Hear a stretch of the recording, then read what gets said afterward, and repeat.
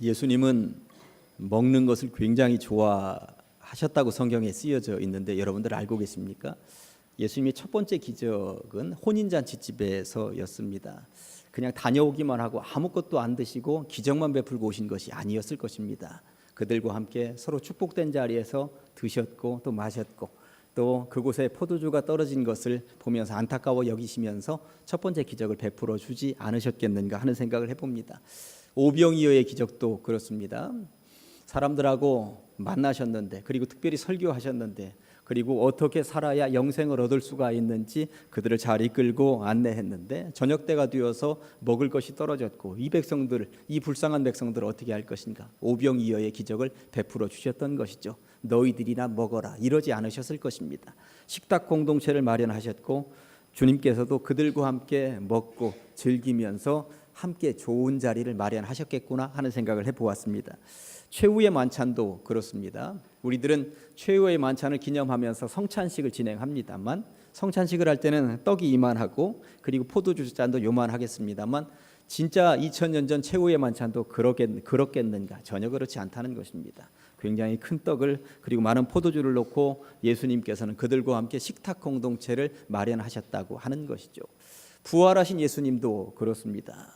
제자들은 바닷가에서 물고기 잡고 있는데 디베랴 바닷가에 앉으신 예수님께서는 그 제자들을 위해서 숯불 위에다가 생선을 굽고 계셨다고 성경이 말씀하고 있는 것이죠. 먹는 자리에서 제자들을 만나길 원하셨다고 하는 것입니다. 예수님은 이렇게 식탁 공동체를 굉장히 좋아하셨고 그런 공동체를 통해서 제자들을 만나고 백성들을 만나기를 원하셨다고 하는 것입니다. 예수님이 얼마나 먹는 것을 좋아하셨으면 이런 소문이 날 정도였습니다. 누가복음 7장 34절에 보라, 먹기를 탐하고 포도주를 즐기는 사람이라고 소문이 났다고 하는 것이죠. 아무튼 잘 드셨다고 하는 것이고 사람들 만나기만 하면 식탁 공동체를 펼칠 정도로 참 멋진 분이셨구나 하는 것을 알게 됩니다. 제가 가장제일교회 올 때만 해도 지금 이 정도 덩치가 아니었어요. 20년 전에 20kg 정도 말라 있었습니다. 아주 굉장히 말라 있는 상태였는데 이 교회에 와서 제가 20kg가 찐 거죠. 그러다 보니까 제 위장도 굉장히 작았습니다. 많이 먹지 못하는 사람이었어요. 근데 총각 시절에는 더 말라 있었습니다. 제 아내를 이제 연애하면서 만나게 되었고 이제 처가 식구들도 만나면서 어느 날 처갓집에서 밥 한번 먹으라고 이렇게 부르시더라고요. 그런데 저보다 먼저 결혼을 한 결혼 선배들을 보았더니 처갓집에 가면 하여튼 잘 먹어야 된다고, 무조건 2그릇 먹고 오라고, 먹되 쩝쩝쩝쩝거리면서 맛있다 하면서 먹어야 된다고 저한테 조언을 하더라고요. 그래서 점심도 덜 먹고 저녁 때 이제 그 집에 갔죠. 정말 맛있는 것처럼 먹었습니다. 한 그릇 먹고 났더니 당연히 뭔가 이제 장모님 되실 분에게서 제안이 왔죠. 소서방 더 줄까? 이러는 거였습니다. 제가 여기서는 목사이지만 거기 가면 서방입니다. 그런데 제가 됐습니다. 제 배는 충분히 찼습니다. 이럴 수 있겠습니까? 정말 맛있습니다. 저 더 먹을 수 있습니다. 하고 한 그릇 더 가지고 왔는데 고봉이 왔습니다. 저는 그날 그 밥 먹다가 순교하는 줄 알았습니다. 그런데 마침 처제가 될 사람이 옆에 있다가 아이고 점수 달라고 애쓴다 그러고 있더라고요. 식탁 공동체, 좋은 사람들 만나면 더 잘 먹게 되어 있고요. 그리고 좋은 사람들하고 만나면 음식이 어떻게든 더 맛있구나 하는 것을 알게 되고 더 많이 먹어도 이렇게 많이 먹었는가 모른다는 생각이 들 때도 있는 것이죠. 예수님이 평소에 얼마나 잘 드셨으면 식탐이 있다 이런 소리를 들으셨을까? 그런데 또 다른 것으로 생각을 해보면 식사를 얼마나 맛나게 하셨을까? 그런 생각을 해보았습니다. 예수님이 30년의 사적인 생활을 접고 이제 공적인 생활을 하시기 위해서 고향 땅을 접고 타지로 이제 나오신 것 아닙니까? 제자들을 규합하셨고 이제 식사를 주로 어디서 하셨겠어요? 엄마 밥은 이제 끝이었습니다. 그러면 들판에서 도시락 싸운 것 가지고 먹는 것 아니겠어요? 그 도시락이 요즘처럼 제대로 된 도시락이었겠습니까? 어설픈 도시락이었을 것입니다. 그런데 그 도시락을 얼마나 잘 드셨겠는가? 또 혹여 선교 여행 다니시다가 예수님 이제는 우리 집에 와서 한번 식사하시죠. 제가 대접하고 싶습니다. 하면 그 집에 가서 어떻게 식사를 하셨겠는가? 정말 잘 드셨겠구나, 맛있게 드셨겠구나, 깨적깨적하면서 드시지는 않으셨겠구나 하는 생각을 제가 해보게 된 것입니다. 음식은 그렇게 우리들의 정을 키워주는 매개체이구나 하는 생각을 해보게 됩니다. 아무튼 예수님은 식사를 좋아하셨고 사람들과 어울려서 식탁 공동체를 이루는 것을 굉장히 좋아하셨는데 오늘 성경을 읽어보았더니 그렇게 먹기 좋아하셨던 예수님이 금식하셨다는 거예요. 금식 기간도 하루 이틀이 아니라 무려 40일이나 금식하셨다고 성경이 말씀하고 있으니 얼마나 힘드셨을까. 한계에 도전하는 금식이었겠구나 하는 생각이 들죠. 1절과 2절 말씀이 이렇습니다. 그때 예수께서 성령에게 이끌리어 마귀에게 시험을 받으러 광야로 가사 40일을 밤낮으로 금식하신 후에 줄이신지라. 사흘 굶어 담 넘지 않는 놈 없다는 우리 옛말이 있습니다. 그만큼 굶는 것, 금식은 힘들다는 이야기인 것입니다. 이럴 때 다가오는 유혹은 얼마나 달콤한 것입니까? 40일을 금식하신 이후에 눈에 보이는 모든 돌덩어리들이 빵으로 보일 수 있는 그러한 상황 아니겠습니까? 그리고 예수님은 실제적으로 이 돌덩이를 빵으로 만들 수 있는 능력을 가지고 계신 분이기도 했습니다. 이런 예수님께 마귀의 시험이 다가왔다고 성경이 말씀하고 있죠. 역시나 마귀는 예수님의 이 육신적인 괴로움으로부터 시작을 하고 있습니다. 3절입니다. 시험하는 자가 예수께 나와서 이르되 네가 만일 하나님의 아들이거든 명하여 이 돌들로 떡덩이가 되게 하라. 예수님이 시험당하시는 장면이 광야라고 하는 것 기억하시면 광야는 어떤 곳입니까? 동식물 하나도 없습니다. 물도 없습니다. 그곳은 온갖 황무지 돌덩어리들만 널려 있는 곳입니다. 그 돌덩어리 가지고 너 떡 만들 수 있지. 만들어서 먹어. 얼마나 배고파. 사실 사람이 산다고 하는 것, 먹고 사는 문제 해결하기 위해서 사는 것 아니겠습니까? 집 없으면 좀 추울 수 있지만 살 수는 있습니다. 옷 없으면 창피해서 그렇지 살 수는 있습니다. 그러나 먹는 문제 해결하지 못하면 며칠 건디지 못하고 기진맥진하다가 죽을 수밖에 없는 것입니다. 그러니 40일이나 금식하신 예수님께 들이대는 잠 먹어라. 이 제안은 그럴듯해 보이는 제안이었음에 분명해 보이는 것이죠. 그러나 예수님의 대답은 아주 단호하셨습니다. 4절입니다.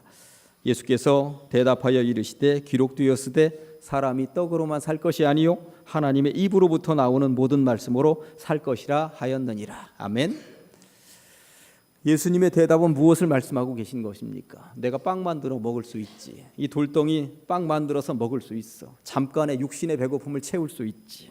그러나 그것이 전부가 아니라고 주님이 말씀하고 계신 것입니다. 오늘날 살다 보면 돈으로 안 되는 것이 거의 없는 세상을 살고 있습니다. 아무튼 돈이면 다 됩니다. 그런데 예수님이 하시는 말씀이 무엇입니까?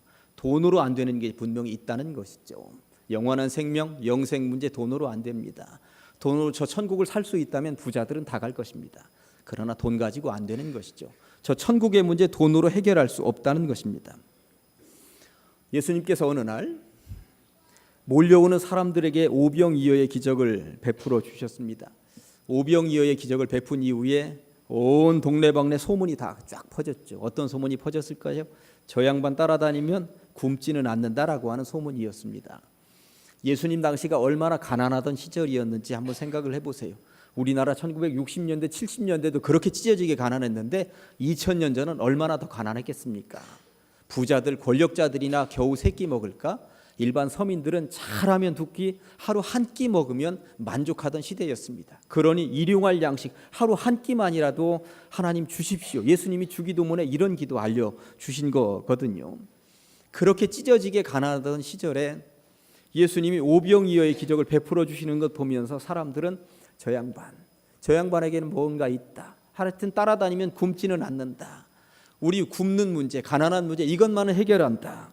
사람들이 몰려들기 시작을 했던 것입니다. 그런데 그렇게 몰려든 사람들에게, 먹을 걸 바라며 몰려든 사람들에게 예수님께서 어느 날 하시는 말씀이 무엇입니까? 앞으로는 오병이어의 기적 같은 건 없다. 먹는 문제 해결해 주는 기적은 없다는 것 아닙니까? 대신 내가 떡이니, 내가 생명의 떡이니 나 먹어라. 요한복음 6장 35절에 나는 생명의 떡이니 내게 오는 자는 결코 줄이지 아니할 터이요 나를 믿는 자는 영원히 목마르지 아니하리라. 아멘. 나 먹으라는 거예요. 내가 떡인데 언제까지 육신의 양식 잠깐 먹고 배고픈 그거에 만족하면서 그걸 바라면서 살겠느냐고. 궁극적으로 영원한 생명으로 이끄는 나를 먹으라고 하는 것이죠. 가짜, 이거 따르지 말고 진짜를 따르라고 백성들에게 예수님께서는 알려주고 계셨던 것입니다. 우리 선조들이 굉장히 지혜로웠는데요. 선조들은 굶어 죽더라도 해서는 안 되는 일이 있었습니다. 당장 배가 고파도 다음 해에 농사지을 씨앗만큼은 그냥 음식으로 만들어 먹지 않았다고 하는 것입니다. 당장 굶어 죽게 생겼는데 씨앗이 무슨 소용이 있겠느냐고, 먹고 죽은 놈 때깔도 좋다는데 그냥 한 끼 먹고 죽자, 이러는 사람만큼 바보스러운 사람이 어디 있느냐라고 했다는 것입니다. 우리 선조들은 굶어 죽더라도 내년도 농사지을 씨앗만큼은 절대 건드리지 않았다. 이게 지혜 아니겠습니까? 목수 또한 아무리 궁해도 연장만큼은 팔지 않았다고 하는 것입니다. 내가 아무리 궁해도 건드리지 말아야 할 것이 분명히 있다고 선조들은 그렇게 지혜롭게 살았다는 거예요. 무슨 일이 있어도 포기할 수 없는 것, 그 절실한 것이 과연 여러분들에게는 있으십니까? 무슨 일이 있어도 먹어서는 안 되는 것, 무슨 일이 있어도 팔아치울 수 없는 것, 여러분들에게는 그런 것이 어떤 종류의 것들입니까?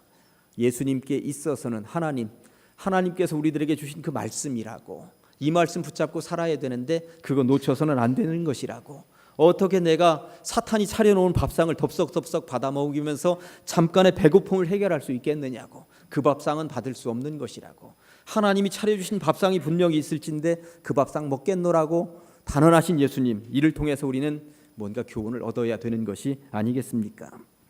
먹고 사는 문제 중요합니다. 그러나 이것이 영의 양식보다 앞서서는 안 된다고 성경은 분명히 말씀하고 있는 것이죠. 성도라 함은 궁극적으로 하나님의 입으로부터 나오는 그 말씀, 영생을 바라면서 살아가는 사람들이 아니겠느냐고. 당장 눈앞에 보이는 이익을 탐하다가 큰 건 놓칠 수 있으니 이런 경우를 일컬어서 사자성어로 소탐대실이라고 하는 것 아니겠습니까? 마귀의 두 번째 시험이 시작되었습니다. 5절과 6절입니다. 이에 마귀가 예수를 거룩한 성으로 데려다가 성전 꼭대기에 세우고 이르되 네가 만일 하나님의 아들이여든 뛰어내리라. 기록되었을 때 그가 너를 위하여 그의 사자들을 명하시리니 그들이 손으로 너를 받들어 발이 돌에 부딪히지 않게 하리로다 하였느니라. 무슨 말입니까? 지금 성전이면은 사람들이 막 떼거리로 몰려 있는 곳 아닙니까? 거룩한 곳 성전 꼭대기에서 한번 뛰어내려봐라. 그럼 하나님이 천사들을 보내셔서 너를 받아줄 거야. 그러면 모든 백성들이 와, 엄청난 인물이 왔구나, 하나님의 아들이라더라, 저희를 믿어야 되겠다, 이러지 않겠느냐. 깜짝 쇼하라는 이야기였습니다. 깜짝 쇼하면 더 많은 사람들이 더 쉽게 달려들 것 아니겠느냐고 그렇게 제안을 하고 있는 것이죠. 제가 1996년도 6월 15일에 결혼을 했어요. 그리고 한 1년 정도 행복하게 잘 살았는데 결혼 기념일이 다 되어가고 있는 거예요. 1주년 결혼 기념일이 되면 그래도 이 남자로서 아내에게 뭐 귀한 선물을 좀 하나 했으면 좋겠다 하는 생각이 드는데 도대체 뭘 할 것인가 머릿속에 떠오르지를 않는 거예요. 그런데 제가 회원으로 가입되어져 있는 백화점에서 그렇게 고민에 빠져 있을 때 좀 전화가 왔어요. 고객님, 결혼 기념일이 다 되신 것 같은데 혹시 꽃 배달 서비스 안 하시겠습니까? 저렴하게 우리 회원들에게는. 그러더라고요. 아, 꽃 배달 서비스 좋다, 해주시죠. 꽃 배달이 맞추어서 저는 이제 출근했고 집에 있는 아내에게 배달이 되었습니다. 아, 좋아가지고 전화도 오고 난리도 났고, 복도식 아파트에 살고 있었는데 모든 여인들의 부러움의 대상이 되었고, 물론 모든 남자들로부터 눈총은 엄청나게 받았습니다만 하여튼 그렇게 꽃 배달이 전달이 되고 저는 좋은 남편 소리 듣고 그날 저녁에 반찬도 달라지고 그랬습니다. 그런데 사고는 며칠 있다 터졌죠. 저는 이제 카드를 긁었던 것이고, 그리고 청구서는 아내에게 이제 배달이 되었던 것입니다. 이게 바로 깜짝쇼입니다. 깜짝쇼는 효과가 오래가지 못합니다. 생명이 길지 못하다는 것이죠. 금세 들통이 나고 맙니다. 마귀는 깜짝쇼를 하면서 백성들을 현혹시키라고 예수님에게 제안을 하고 있는 것입니다. 그러나 구원은 눈속임으로 마술하듯이 깜짝쇼를 보여주는 것이 아니라고 예수님은 단호하게 말씀하고 계신 것입니다. 예수님은 사실 아무 때나 기적을 보여주지 않으셨습니다. 내가 인기 얻겠다는 목적으로 기적을 베푸신 적은 한 번도 없었습니다. 백성들의 상황을 보면서 불쌍히 여기사, 그리고 가장 적절할 때 적절한 방법으로 기적을 베풀어 주셨던 것이죠. 마태복음 12장 38절에 보면 그때의 서기관과 바리새인 중 몇 사람이 말하되 선생님이여 우리에게 표적 보여주시기를 원하나이다. 서기관과 바리새인 이 당시의 종교 지도자들이 우리에게 기적 좀 한번 보여주십시오. 그러면 우리도 믿겠습니다. 이러고 있는 거예요. 눈에 보이는 깜짝쇼 기적 한번 보여달라는 것입니다. 그러나 예수님이 거기에 호응하실 뿐입니까? 기적은 그렇게 보여주는 것이 아니다. 불쌍히 여기서 가장 필요로 하는 사람들에게 기적을 베풀어 주는 것이지 그렇게 뭔가 자랑하기 위해서 인기 얻기 위해서 보여주는 것이 아니라 이렇게 말씀하셨다고 하는 것이죠. 예수님이 십자가에 매달리셨을 때도 마찬가지였습니다. 십자가 밑에서 십자가에 매달린 예수님을 바라보면서 어떤 사람들이 이렇게 말을 했습니다. 너 하나님의 아들이라며 거기서 한번 내려와 봐라. 내려오면 나도 믿겠다. 이렇게 조롱하고 있었다고 하는 것이죠. 그러나 예수님은 그런 방식으로 그러면 믿겠다 하는 사람들하고는 전혀 관계하지 않겠다는 것입니다. 인기 영합주의에 휘둘려서 깜짝쇼 보여주면서 일을 하지는 않겠다고 말씀하고 계신 것입니다. 거듭 말씀드립니다만 예수님의 기적은 꼭 필요한 사람에게 그들을 불쌍히 여기사 베풀어 주신 상황이었다고 하는 것입니다. 오늘 예수님의 마귀 퇴치 방법은 7절에 이렇게 나와 있습니다. 예수께서 이르시되 또 기록되었으되 주 너희 하나님을 시험하지 말라 하였느니라. 나는 깜짝쇼 그거 하러 온 것 아니야. 인기 영합주의에 휩쓸리러 온 것 아니야. 시험하지 마. 마귀의 세 번째 시험은 8절과 9절에 이렇게 나와 있습니다. 마귀가 또 그를 데리고 지극히 높은 산으로 가서 천하 만국과 그 영광을 보여 이르되 만일 내게 엎드려 경배하면 이 모든 것을 내게 주리라. 마귀에게 경배하라는 것입니다. 천하 만국을 주겠다는 것입니다. 세상 권력을 주겠다는 것입니다. 로마 황제가 통치하고 있는데 로마 황제보다 더 큰 권력을 주겠다는 것이죠. 올해 우리는 지방자치단체 선거를 앞두고 있어요. 정치의 계절이 오고 있습니다. 너도 나도 지역을 발전시켜 보겠노라고 자기 이름을 낼 것이고 얼굴을 내밀면서 돌아다닐 것입니다. 정치 권력의 맛을 들인 사람들은 그것을 버리지 못한다고 하더라고요. 예수님께 다가온 시험 정치 권력. 그러나 예수님은 정치 권력과 같은 방법으로 백성들을 구원하러 오지 않으셨다고 단호하게 말씀하고 계신 것입니다. 10절이 그 말씀입니다. 이에 예수께서 말씀하시되 사탄아 물러가라 기록되었으되 주 너희 하나님께 경배하고 다만 그를 섬기라 하였느니라. 내가 경배할 존재는 하나님이지 어떻게 사탄 마귀에게 그리고 권력을 잡은 자들에게 경배하면서 세상 권력을 내가 소유할 수가 있단 말인가. 내 방법은 그런 방법 아니다. 이렇게 단호하게 말씀하고 계신 것이죠. 예수님을 시험하러 왔었던 마귀의 세력은 이제 물러갑니다. 11절에 보니까 이에 마귀는 예수를 떠나고 천사들이 나와서 수종들었다고 말씀하고 있는데 누가복음 4장에도 예수님 시험 당하신 장면이 똑같이 나오는데 조금 더 세밀한 내용을 하나 기록하고 있습니다.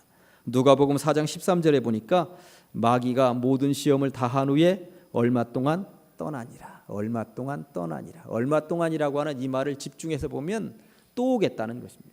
잠깐 떠났다는 것이지 아예 떠났다는 것이 아니거든요. 그러니까 마귀의 특성은 오고 오고 또 온다는 이야기인 것입니다. 오늘 본문 1절에서 보니까 예수님이 성령에 이끌려서 시험 받으러 가셨다고 말씀하고 있습니다. 그러니까 40일 금식 기도를 하시면서 성령이 아주 충만해져 있었던 거예요. 그러니 성령이 충만해져 있던 예수님께도 마귀가 시험을 하러 왔다 하니 우리 교회에서 목회자나 장로님들에게도 정말 늘 기도하는 사람들에게도 마귀는 온다는 거예요. 사탄의 시험은 온다는 것입니다. 60년, 70년 믿었어도 단 하루 교회 나왔어도 이 녀석들은 오고 또 온다는 것입니다. 왜 올까요? 이게 바로 이 녀석들의 할 일이기 때문에 그런 것이죠. 녀석의 할 일이 그것밖에 더 있겠습니까? 그렇다면 우리는 어떻게 그러한 세력들을 물리칠 수가 있을까요? 예수님으로부터 배우는 것이죠. 방법 하나 알려드리도록 하겠습니다. 제가 며칠 전에 새벽 기도 시간에 들려드렸던 예화가 하나 있는데 몇 명만 들었기 때문에 아쉬워서 오늘 이 자리에서 다시 한 번 더 말씀을 드리면 어느 마을에 명망 높은 선비가 한 명 있었던가 봅니다. 온 마을 사람들로부터 존경을 받는 선비였죠. 근데 그 선비에게 친구가 하나 있었는데 이 친구는 아주 망나니였습니다. 뭐 큰 갓을 쓰고 있기는 했지만 입이 얼마나 거은지 남들 험 험담하고 헐뜯고 그리고 입 한 문장을 하면 욕이 섞이지 않고는 말이 안 될 정도였어요. 이 친구 집에 그 명망 높은 선비가 이제 초대받아서 식사 자리에 간 거예요. 앞에는 이제 식탁이 차려져 있는데 그렇지 않아도 험담하기 좋아하는 이 친구가 명망 높은 선비에게 계속 못된 욕을 하면서 험담합니다. 너 못된 놈, 너는 나 잘못된 놈, 나를 왜 이렇게 그렇게 대하느냐 하면서 험담을 하는데 앞에 이 선비는 계속 미소만 짓고 있는 거예요. 계속 욕을 하다가 의아해하면서 아니 내가 이렇게 욕을 하는데 너는 어쩜 그렇게 웃으면서 듣고 있느냐, 너도 별 수 없구나, 할 말이 없지 그랬던가 봅니다. 그랬더니 명망 높은 선비가 하는 이야기가 자네는 집에 손님이 왔을 때 어떻게 하는가? 그야 이렇게 음식을 차려놓고 준비해놓고 있지. 만약 그 손님이 음식을 먹지 않고 그냥 집으로 가면 이 음식을 어떻게 하는가? 그야 내가 다 먹지. 오늘 자네가 나를 위해 차린 그 말의 밥상을 나는 먹지 않겠네. 자네가 차린 밥상 내가 다 남겨놓고 갈 테니 자네나 먹게 하고 자리를 떠나더라고 하는 것입니다. 실제적으로 이런 일이 있었겠습니까? 누가 지어낸 이야기겠지요. 그러나 저는 이 이야기를 통해서 많은 교훈을 얻었습니다. 아무리 차려 놓아서도 안 먹으면 되는 것이구나. 안 먹으면 되는 것이구나. 마귀는 우리 앞에 수없이 많은 유혹의 밥상들을 차려 놓습니다. 구약성경 창세기를 읽어보면 창세기 앞부분에 마귀가 차려놓은 밥상을 제대로 받아먹은 부부가 등장을 하죠. 아담과 하와였습니다. 마귀가 차려놓은 밥상, 선악을 알게 하는 나무의 열매를 어떻게 할 것인가 보았더니 먹음직도 하고 보암직도 하고 지혜롭게 할 만큼 탐스럽기도 한 나무인지라. 여자도 먹고 남자도 받아 먹었다고, 제대로 받아 먹었다고 성경은 말씀하고 있습니다. 얼마나 침이 꼴깍 넘어갔을까요? 그러니 받아먹지 않고는 견딜 수가 없었던 것이죠. 그러나 받아먹은 그 결과는 너무나도 비참했습니다. 온 인류에게 죽음이 다가왔기 때문이죠. 창세기 뒷부분을 읽어보면 거기에도 잘 차려진 마귀의 밥상 하나가 놓여 있었습니다. 그런데 그 마귀의 밥상을 제대로 걷어찬 사람 이야기가 나옵니다. 요셉이었습니다. 바로의 신하 보디발의 아내가 유혹합니다. 유혹의 손길을 보내는 그 여인이 얼마나 아리따웠겠습니까? 물리치기 쉽지 않은 유혹이었을 것이 분명합니다. 그러나 요셉은 보기 좋게 그 밥상을 걷어찼다고 성경이 말씀하고 있는 것이죠. 구약성경 시편 23편 워낙 유명합니다. 이렇게 시작하죠. 여호와는 나의 목자시니 내게 부족함이 없으리로다. 그런데 5절에 보니까 주께서 내 원수의 목전에서 사탄 마귀가 차려놓는 그러한 밥상들이 있는 그러한 세상 속에서 내게 상을 차려주시고 밥상을 차려주시고 이런 이야기입니다. 그러니까 누군가 다른 세력들도 상을 차려놓았는데 주님도 우리들에게 상을 차려놓고 기다리고 계시다는 이야기인 것입니다. 오늘 말씀을 이제 정리하면서 돌이 떡덩이가 되게 하라. 그리고 한번 먹어보아라. 이 말을 어떻게 읽을 수 있을까요? 지금은 돌멩이 같은데 이것이 돈이 되길 바라고 있는 것들이 있죠. 주식 나쁜 거 아니에요. 그렇지만 아침 저녁으로 날마다 거기만 몰려서 이 돌이 떡덩이가 이것만 바라고 있으면 사실은 이건 마귀가 차려준 밥상일 수도 있습니다.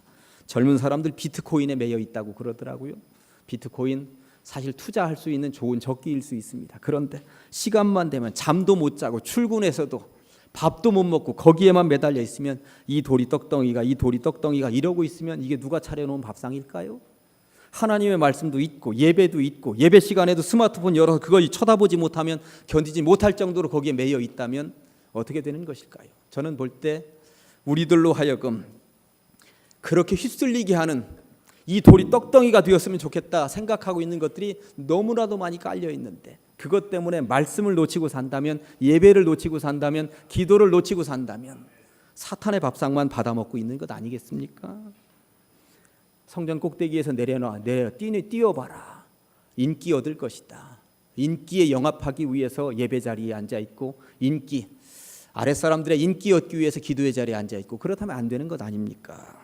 권력 가지고 뭔가 한번 해보려고 하는 사람들이 얼마나 많이 있습니까? 교회도 권력 가지고 할 수 있을까요? 아니죠. 마귀가 차려놓은 밥상들은 진진하게 널려 있습니다. 그런데 중요한 것은 판단 능력이죠. 마귀가 차려놓은 밥상인지 아니면 하늘 아버지께서 차려놓은 밥상인지. 그런데 저도 마귀가 차려놓은 밥상들을 얼마나 많이 제가 보았겠습니까? 그런데 그 밥상은 하나님이 차려놓으신 밥상보다도 더 먹음직하고 더 보암직하고 더 지혜롭게 할 만큼 탐스럽기도 할 때가 더 많이 있다라고 하는 사실입니다. 그러니 사람들은 그 밥상을 덥석덥석 받아 먹는 것이죠. 아담과 하와처럼 말입니다. 그러나 우리에게 필요한 것은 그 밥상이 왔을 때 요셉처럼 단호하게 발로 내차는 그러한 결단이 필요한 줄로 믿습니다. 예수님 앞에 많은 밥상이 차려 있었습니다. 하나같이 그럴싸했습니다. 그러나 우리 예수님은 우리들에게 교훈을 남기기 위해서 그러셨는지 그 밥상들을 다 보기 좋게 걷어찼다고 성경이 말씀하고 있습니다. 대신 하나님의 말씀의 밥상을 받았다고, 그리고 그 밥상을 받아 먹으셨다고, 그리고 그것으로 만족하셨다고 성경이 말씀하고 있는 것이죠. 우리들 앞에 놓여 있는 마귀의 밥상, 하나님의 밥상, 선택권은 우리들에게 있습니다. 기도하시겠습니다. 하나님 아버지, 감사합니다. 세상을 살아가면서 잘 차려진 수많은 밥상들 앞에 앉게 될 때가 있습니다. 먹음직하다 하여, 보암직하다 하여, 탐스럽다 하여 덥석덥석 받아 먹는 어리석음을 범하지 않게 하여 주시옵소서. 주님이 차려주시는 밥상인지 마귀가 차려놓은 밥상인지 분별할 수 있는 영안을 우리에게 허락하여 주시옵소서. 예수님의 이름으로 기도합니다. 아멘.